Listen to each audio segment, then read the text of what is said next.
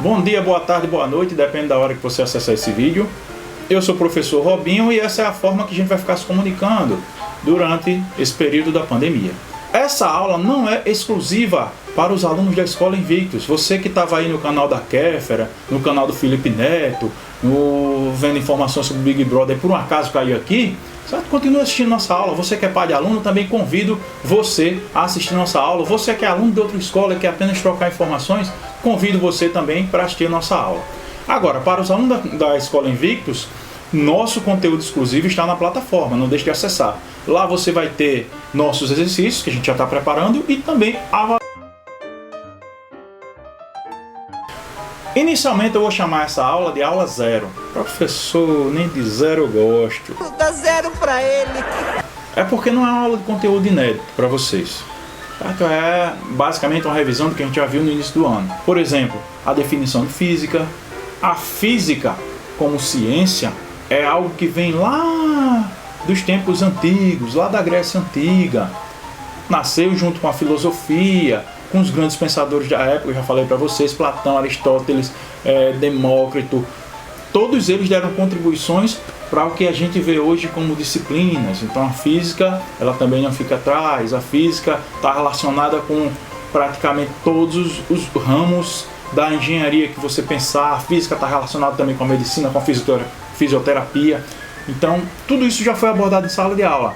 Não é? A física vem do grego, certo? Deixa eu ver o nomezinho, se eu não me lembro. Physique, não sei se a pronúncia é essa, que quer dizer natureza. Então, basicamente, a física, quando nasceu, abrangia toda a natureza.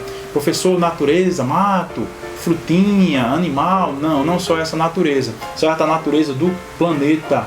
Hoje em dia, a gente sabe que a física é menos abrangente, porque para cada parte natural você já tem uma ciência. A gente já tem biologia, a gente já tem geografia, a gente já tem a própria matemática. E a física, ela ficou, se eu fosse resumir física com uma só palavra, energia.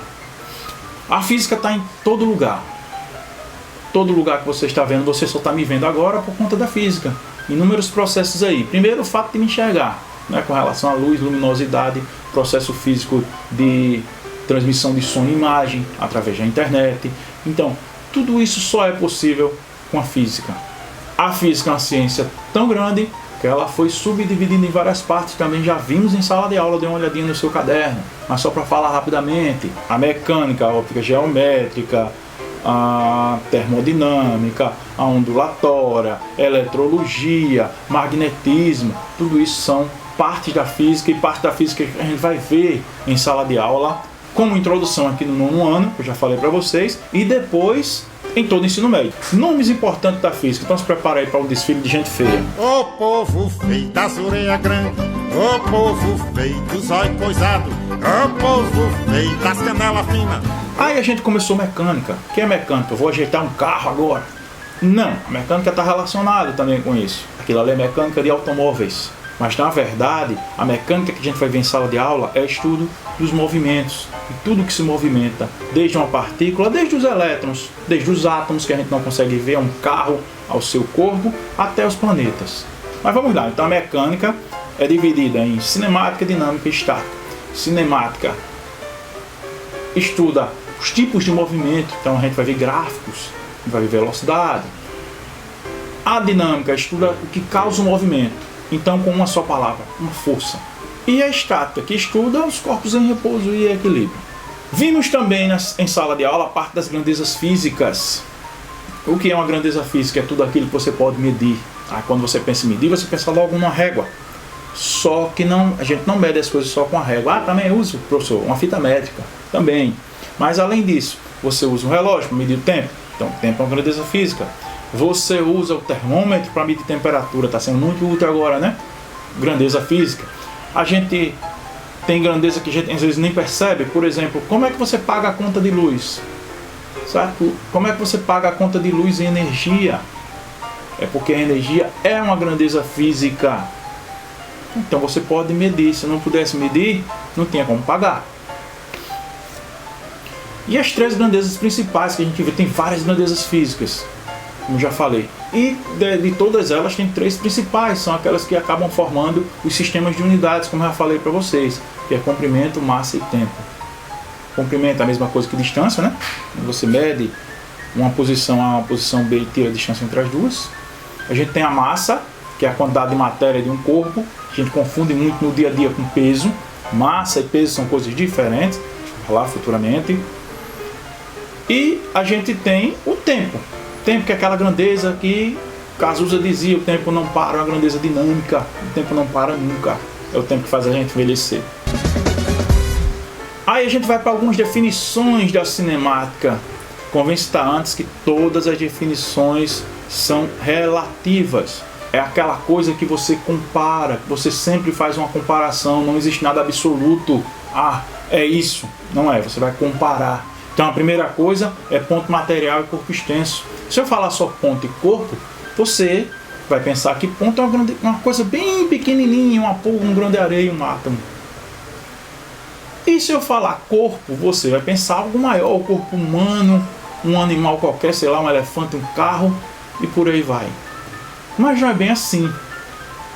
A questão de ponto material e corpo extenso, para a física, tem a ver com a comparação que você faz com o que você está estudando. Por exemplo, um navio. Ah, um navio é um corpo, eu sou coisa grande, eu fui visitar navio aqui no Porto de Cabedelo. Não. Aí se você pegar esse navio que você foi visitar e coloca no mapa, ele vai virar o quê? Um pontinho. Você não consegue enxergar o navio, ele virou um ponto. Então, em relação à distância entre o Porto de Santos e o Porto de Cabedelo, por exemplo, o navio vira um ponto. Quer ver uma coisa? A Terra. A Terra, professor, tão grande, é um corpo. Errou! Em relação à Via Láctea, eu vou mostrar a foto da Via Láctea aí. Localiza aí a Terra, já que você disse que é um corpo. Não vai achar. Não existe nenhum conceito absoluto.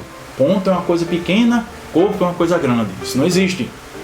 Em relação a quê? Lembra que eu falava em sala de aula? Em relação a quê? Aí a gente vai para o conceito de referencial. Esse é meio chatinho, né? Que eu até falei para vocês. O conceito de referencial é o seguinte: é um ponto que você vai adotar para medir distância. Por que, professor, precisa medir distância? Para saber se o corpo está em movimento ou repouso.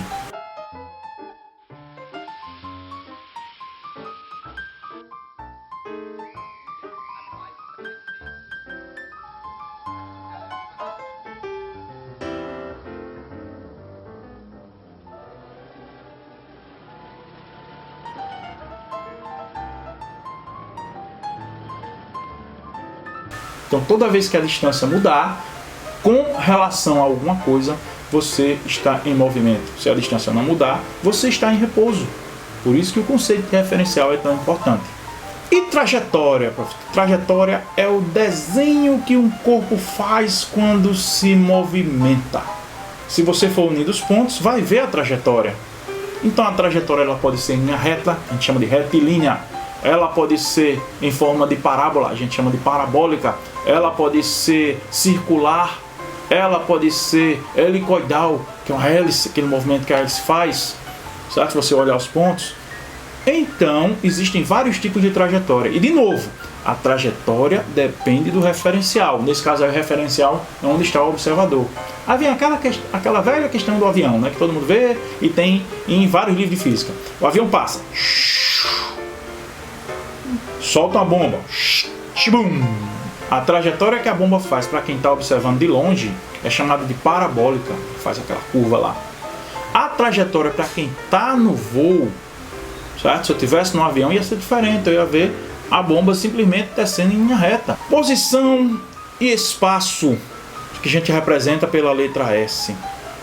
A posição é o local que o corpo se encontra. E a partir daí você vai ter uma coisa curiosa.